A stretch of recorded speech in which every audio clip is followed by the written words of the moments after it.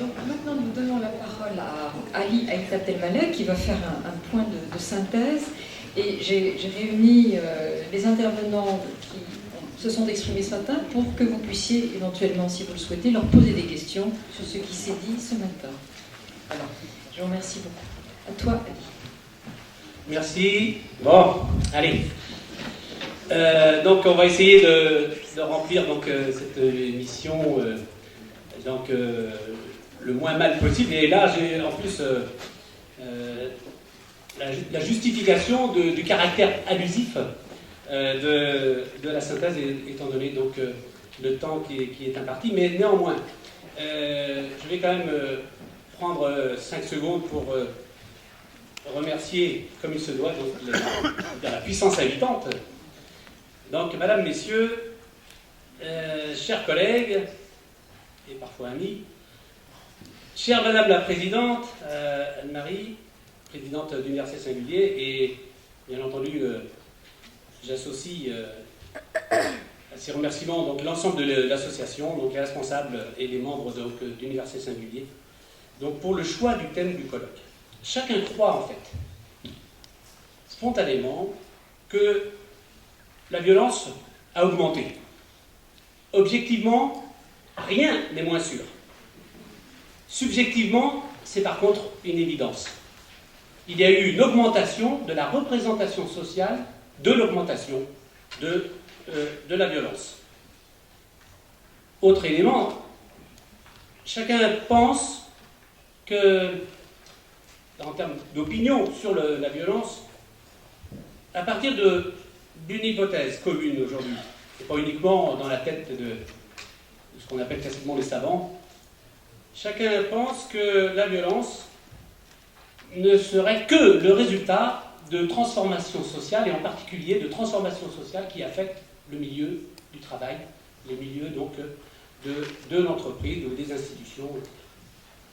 Alors on a eu un certain nombre d'interventions, et au moment où je suis arrivé, Astrid venait juste de commencer. Donc ma collègue et amie du SIAPS, donc laboratoire pluridisciplinaire, donc de Rennes 2, a eu raison d'insister sur le fait que l'alternative est au final relativement simple. Je reprends ces termes. Changer les conditions de travail ou changer les personnes, c'est-à-dire changer de salarié. Et elle a bien fait aussi de centrer son propos en tant que psychocriminologue sur le triple intérêt pour appréhender les questions dont nous avons entendu parler tout au long de la journée, appréhender à la fois la violence, la souffrance, etc., à partir de 3 piliers disciplinaires. Le premier, bien entendu, je commence par la psychologie, sa discipline de prédilection. Le deuxième, la sociologie, excellemment représentée aujourd'hui, et je vous en remercie. Et le troisième, c'est le pilier juridique. On ne peut absolument rien comprendre aux questions qui ont été évoquées, comment dirais-je, ce matin, sans justement une approche, je dirais même pas pluridisciplinaire, je dirais tout simplement transdisciplinaire de la souffrance, etc. et de la violence. Alors, on a eu une intervention dans la foulée, philosophique officiellement, psychologique dans la réalité. On a eu une approche qui a rappelé justement la place de l'individu.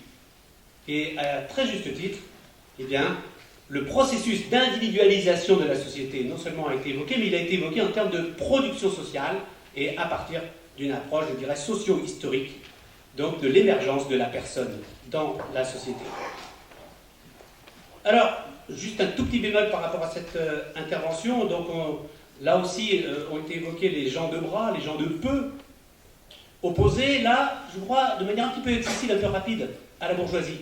Non, les gens de bras, les gens de peu, étaient opposés aux gens de corps. Corps, c'était être membre, avoir le droit d'être membre d'une corporation, c'est-à-dire d'exercer un métier officiel et donc validé par le roi. Et quand on avait droit au corps, eh bien on avait tous les droits et tous les devoirs liés à l'appartenance à l'un ou l'autre des groupes, donc des corporations. Concernant les causes de la violence, évidemment, chacun a en tête à la fois les causes exogènes et des causes plus endogènes, donc plus centrées sur la personne, l'individu, que ce soit le harceleur ou le harcelé.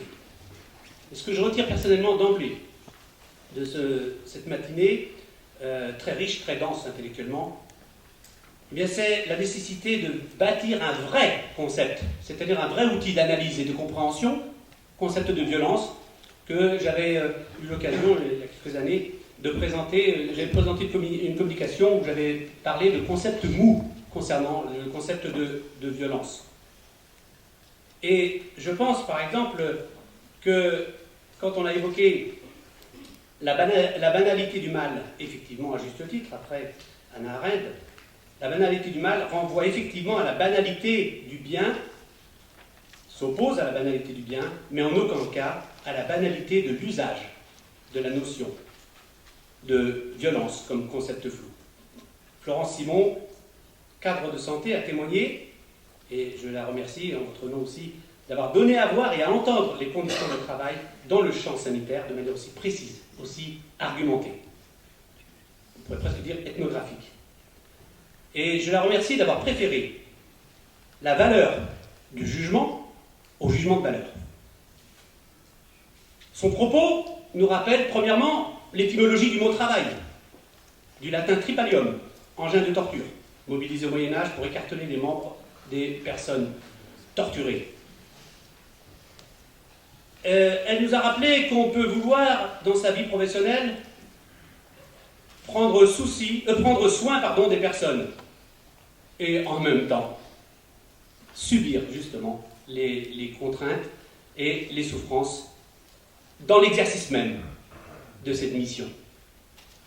Je rappelle que les médecins, comme groupe social, sont en train de devenir l'un des groupes les plus concernés par le suicide. Et je pense que ce n'est pas simplement une hypothèse heuristique.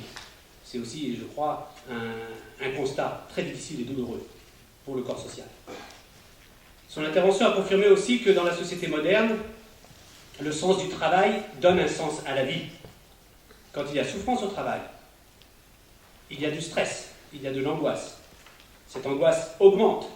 Quand elle augmente, eh bien, les psychologues ont très bien défini et analysé les conséquences, justement, de ce stress et de cette angoisse, qui renvoie en tout cas sociologiquement à l'impossibilité de faire des projets d'avenir.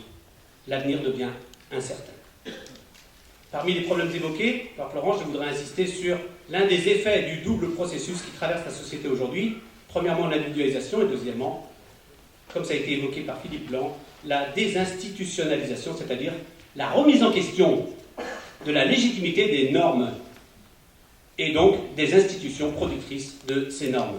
Faut-il rappeler, après Jean-Jacques Rousseau, longtemps après lui, que nous sommes aussi des acteurs sociaux. J'ai particulièrement apprécié la démarche sociologique de mes deux collègues. D'une part, parce que leurs propos étaient incarnés par du terrain. Non seulement ils savaient de quoi ils parlaient, mais ils nous disaient de qui ils parlaient. J'ai apprécié notamment la distinction entre violence interne et externe, et l'approche comparative, notamment de Marc Loriol. La perception de la violence dépend effectivement très largement du métier exercé, de l'appartenance à un groupe social. Frédéric a eu l'occasion de montrer la dimension paradoxale, dialectique, dialogique de la violence, et en même temps sa dimension universelle, la dimension universelle de la souffrance. Il a insisté, et je le rejoins tout à fait dans cette posture intellectuelle, il a insisté sur l'importance de la norme dans nos comportements, dans les organisations, dans les institutions. Car il ne faudrait pas oublier dans l'analyse la dimension structurelle et sociétale. Donc, pour essayer de comprendre justement les comportements qu'Alain Raoult a évoqués en termes de machine à détruire. Et ce n'était pas uniquement allégorique quand il a évoqué l'image du bourreau du harceleur, qui ne traite pas humainement, et surtout pas à égalité, le harcelé. Le harcelé qui n'est que ravalé à son statut d'objet. Mais plus globalement, le sociologue vous répondrait qu'on a affaire là tout simplement à un rapport social de domination. Et toutes les formes de domination eh bien, fonctionnent de cette manière-là. Les institutions sanitaires, sociales et éducatives ont effectivement deux faces, comme ça a été rappelé. Une pédagogique, et même parfois thérapeutique, et l'autre pathogène, avec des pratiques de manipulation, de harcèlement au quotidien, de rumeurs, de mensonges, de menaces et de calomnies. Aller au travail devient alors une contrainte, un défi, une difficulté aussi physique que mentale. Nous vivons dans une société de droit et la loi doit passer. Dura lex, sed lex. La loi est dure, mais c'est la loi. Et je voudrais simplement vous rappeler ici, que la loi est toujours au service des plus faibles, des moins dotés, en capital économique, en capital social, comme en capital culturel. Erwan Le Besouet a rappelé la dimension institutionnelle de l'analyse des conditions de travail. Isabelle Ganon a évoqué la difficulté de mener de front une vie privée, celle de mère, de famille, et une vie professionnelle. Plus généralement, elle a abordé la question, une question très chère à Aristote, de la distinction nette dans une société démocratique, de la nécessaire distinction entre sphère privée et sphère publique. Elle a rappelé aussi que la rémunération n'était pas que financière, que la rémunération dans le travail est aussi en termes symboliques, en termes de reconnaissance du travail effectué. Et du coup, pour rester dans le temps qui met la partie, je vais garder le reste pour les conclusions. Et je voudrais terminer, pour passer la parole à qui veut la prendre, parce qu'il faut qu'elle circule dans cet amphithéâtre avant d'aller manger. Je vais simplement terminer par une phrase que j'ai intégrée, en tout cas dans mes principes à la fois intellectuels et de comportement. C'est celle de Gramsci. Tentons, mesdames et messieurs, de corriger le pessimisme du cerveau par l'optimisme du cœur. Je vous remercie.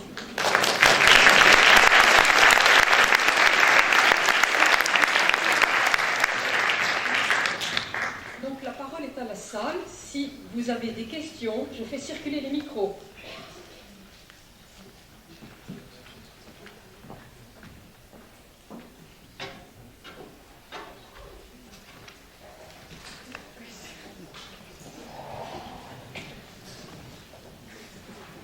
On n'a pas beaucoup de temps, donc profitez-en tout de suite et présentez-vous. Et si votre question d'aventure s'adresse à l'un ou l'autre plus particulièrement, si vous pouviez le préciser, ça faciliterait effectivement l'échange.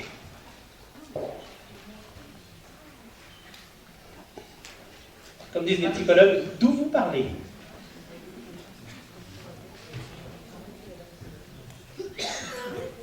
Voilà. Bonjour, alors je suis Rémi Gernigon, je suis consultant formateur en santé et sécurité au travail, donc c'est une approche qui m'intéresse beaucoup.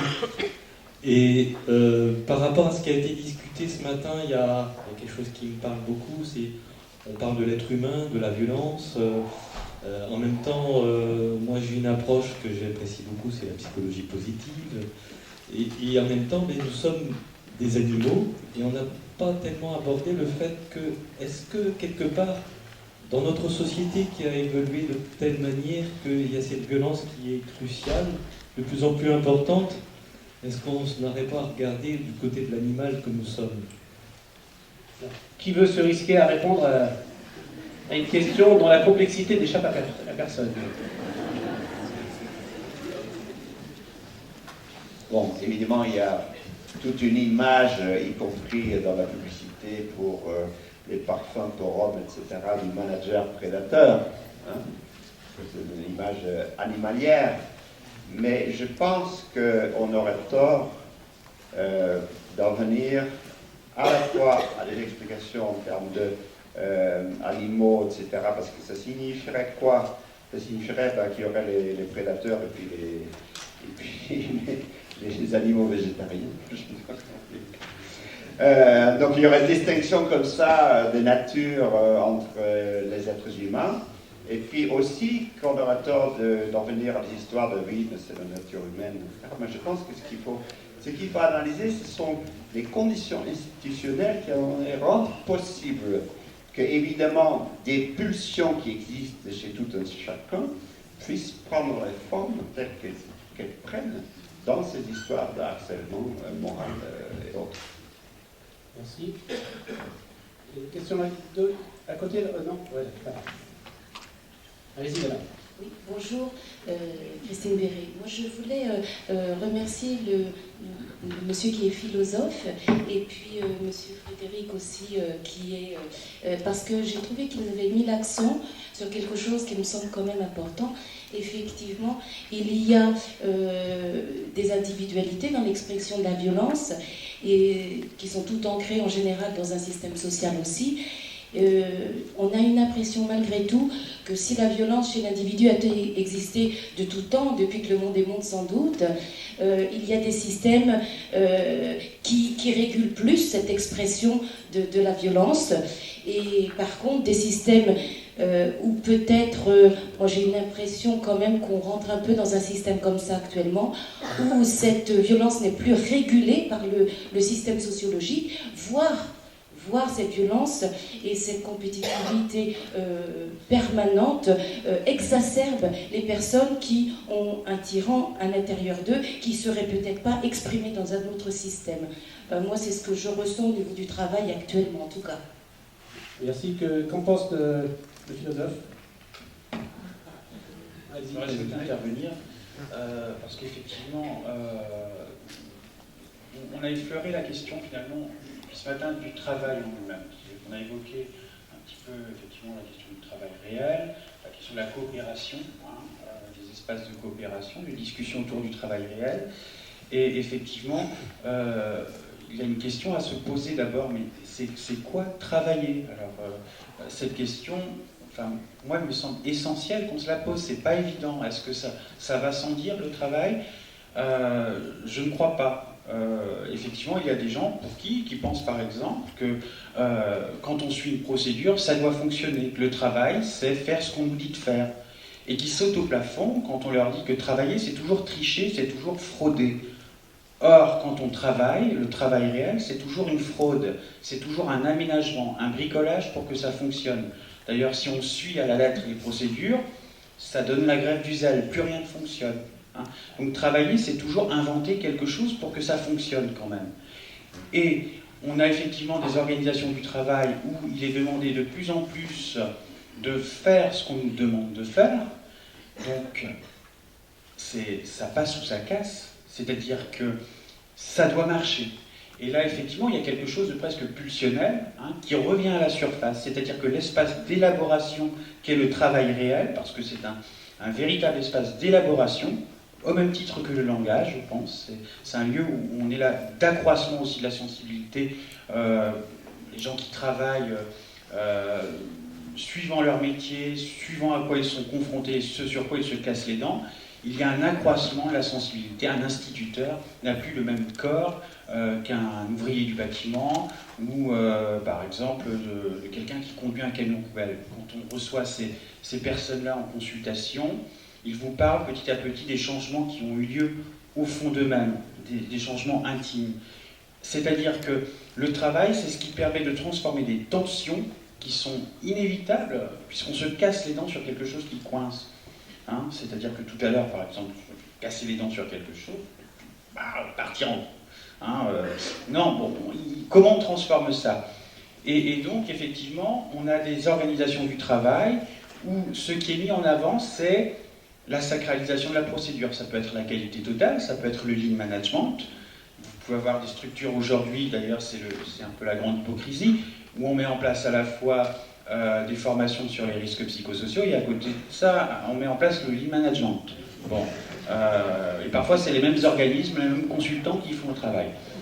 Voilà, donc effectivement on a de plus en plus dans les services des explosions de colère, des décompensations comportementales, ça rentre dans le cadre des pathologies de surcharge, parce qu'effectivement, on ne supporte plus que le réel du travail surgisse, le fait que ça coince, que ça ne marche pas. Donc vous pouvez avoir par exemple une secrétaire qui se reçoit en pleine figure un classeur parce que son chef de service ne supporte plus effectivement que ça coince, que quelque chose rate. Et à la limite, c'est là qu'on a aussi cette réinterprétation de quelque chose qui est de l'ordre de la dispute professionnelle, normalement, du conflit nécessaire dans le travail, une réinterprétation de ce moment où ça coince en quelque chose qui va être de l'ordre du conflit personnel, de l'agression. Il m'en veut, il le fait exprès, il me met les bâtons dans les roues, avec des stratégies managériales parfois qui viennent renforcer ça. Sur une plateforme d'appel, j'avais une salariée d'une plateforme d'appel qui me disait que effectivement ils organisent des soirées, des pots, il y a une espèce de management qui s'appuie sur tout ce qui est ludique, c'est-à-dire qu'on fait de la cohésion pour faire de la cohésion. Là-dessus, on peut rajouter aussi une charte de cordialité, par exemple. J'ai vu dans le dossier qu'il y a une charte de cordialité. Voilà, quand on est dans ce type de stratégie, qu'est-ce qu'on fait? Qu'est-ce qu'on renforce? Est-ce qu'on permet finalement de prendre, finalement d'apprivoiser le réel du travail, de savoir y faire, ou est-ce qu'au fond, on rend le réel du travail insupportable lorsqu'il surgit? Et là, il y a quelque chose de pulsionnel, effectivement, qui peut à ce moment-là surgir. C'est-à-dire que... et les situations de harcèlement, effectivement, qui peuvent ensuite en être pour moi, une des conséquences, c'est-à-dire qu'effectivement, il y a quelque chose d'insupportable, l'autre, à la limite, celui qui harcèle se sent harcelé par l'autre. Enfin, on n'en finit jamais. Merci beaucoup pour cette réponse argumentée et complète. Alors, Yves Parent-Antoine. Bonjour. C'est bon? Oui. Oui, Parent-Antoine, je suis psychologue, psychothérapeute et expert à la cour. Je voulais revenir, moi, sur la dimension juridique et politique, parce que je trouve qu'on n'a pas suffisamment appuyé peut-être sur cette dimension. Parce que, pour reprendre votre propos de tout à l'heure sur générer le travail, enfin, qu'est-ce que le travail? Je trouve que la première dimension du travail, au-delà d'une source, enfin, par le biais d'une ressource, c'est de générer du loisir. Et donc de l'ailleurs. Vous disiez tout à l'heure, un des intervenants disait cultiver son ailleurs. Je crois que la première dimension du travail, par le fait de sa rétribution, c'est de donner de l'ailleurs possible. Regardez ce dont on parle actuellement, de ce qui se passe en Allemagne. Ils vont mettre un SMIC à 8 € pour que les personnes arrêtent d'être rétribuées 2 € de l'heure. En Allemagne, c'est tout près de chez nous, 2 € de l'heure. Et là, on voit bien effectivement l'intervention du politique et du juridique qui vient garantir un minimum de droits, qui vient garantir un ailleurs possible. Parce que quand on gagne 2 € de l'heure, il faut travailler combien d'heures par semaine? Il reste combien d'heures pour sa famille, pour le soir, pour soi-même? Et c'est aussi présent dans notre institution. Moi qui travaille pour le système judiciaire, notamment, j'ai vu la rétribution d'une de mes activités que je pratiquais depuis 20 ans divisée par 3, par décision politique. Une expertise pénale, aujourd'hui, psychologique, n'a pas augmenté depuis 20 ans. C'est pas de la violence, ça? Merci beaucoup. Là, je propose qu'on garde les autres questions pour cet après-midi. On trouvera bien un moment d'expression et que Astrid et Marc, par exemple, pour avoir les deux éclairages, à la fois psychologique, psychocriminologique et sociologique, pour répondre à l'interpellation donc de Gilles Parent-Antoine, qui est lui-même psychocriminologue. Astrid? Si j'ai bien compris, l'intervention de Gilles Parent-Antoine, c'était justement pour se décentrer du psychologique et faire appel en fait aux politiques et plus largement au social. Donc du coup, c'est un peu drôle de répondre du côté psychologique. Du coup, je me redécentre peut-être pour faire le lien entre ce que j'ai entendu là venant de la salle et aussi dans les différents témoignages. Donc en gros, ce que j'ai constaté surtout, c'était en fait toujours cette individualisation dont j'ai parlé au tout début. En fait, donc on a affaire à une espèce d'hyper-spécialisation aussi dans les différents différentes fonctions professionnelles, etc. Donc, ce qui fait que, de fait, on est confronté à un problème de communication entre les différents corps de métier, parfois entre les collègues, etc.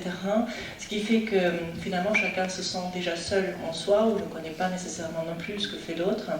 J'ai constaté à quel point, finalement, il y avait vraiment un manque de régulation et de reconnaissance en fait de la souffrance de chacun. C'était impressionnant, je trouvais, de voir à quel point les situations que vous avez exposées se dégradaient en fait au fur et à mesure, et au fur et à mesure que ça se dégradait, au fur et à mesure que vous isoliez, et avec une prise sur soi en fait, donc une espèce d'implosion qui arrive à un moment donné.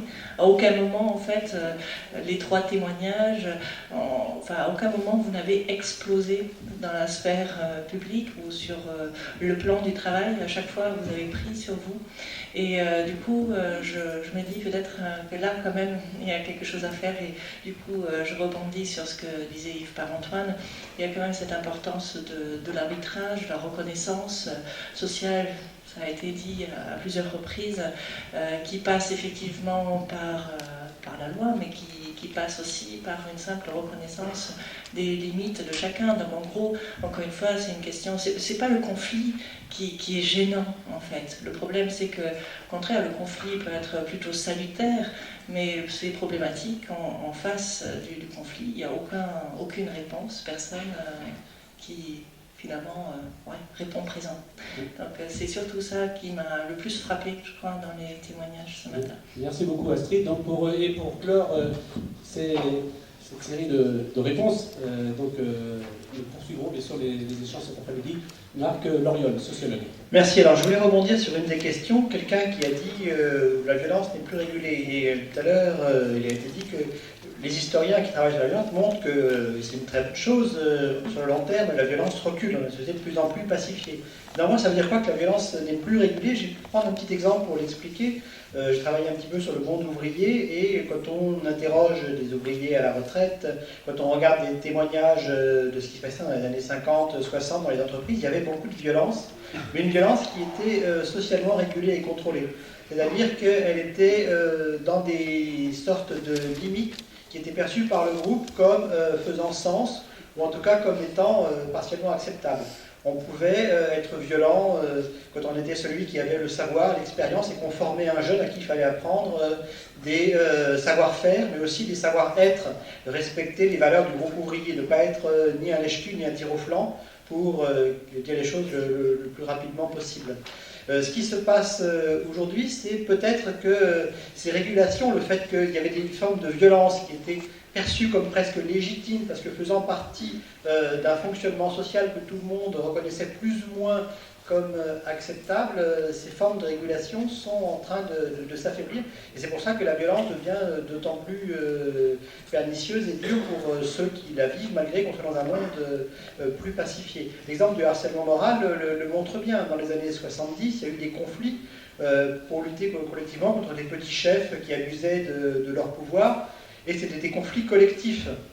On reprochait à la direction de laisser tel petit chef arrogant et violent impunis face à ces comportements, et même si les gens se prenaient de la violence dans la figure, ils avaient le sentiment que ce n'était pas eux qui étaient visés personnellement, ce n'était pas leur compétence qui était remise en cause, mais c'était une forme de domination sociale qu'on lisait comme de la domination sociale. Si la notion de harcèlement moral a été aussi nécessaire, pourquoi les gens se sont reconnus quand le livre d'Irigoyen est sorti dans cette situation, c'est parce que ça a été dit dans les témoignages, les collègues avaient peur, ou pire encore, se sentaient, parce que la peur, on peut encore l'excuser, la comprendre, se sentaient pas forcément concernés par les attaques qui étaient faites à l'encontre d'un de leurs collègues. Et pour conclure, je dirais, on a évoqué le recours au droit. Le recours au droit, il intervient quand la régulation sociale ne se fait plus et que les acteurs ne sont plus d'accord sur les normes qui doivent régler les comportements des uns et des autres, comme les normes que j'ai expliquées tout à l'heure, qui règlent la violence dans les ateliers des années 50. Quand les acteurs ne sont plus d'accord sur ces normes, on a besoin effectivement de la protection d'un acteur extérieur qui va imposer une régulation et des normes qui n'ont plus forcément cours dans le milieu de travail. Alors merci beaucoup, et je crois qu'il il me revient en 30 secondes de rappeler que la frustration fait partie des... Ah non, la salle est fermée, on est obligé de fermer. Voilà, donc nous sommes nombreux tout cet après-midi.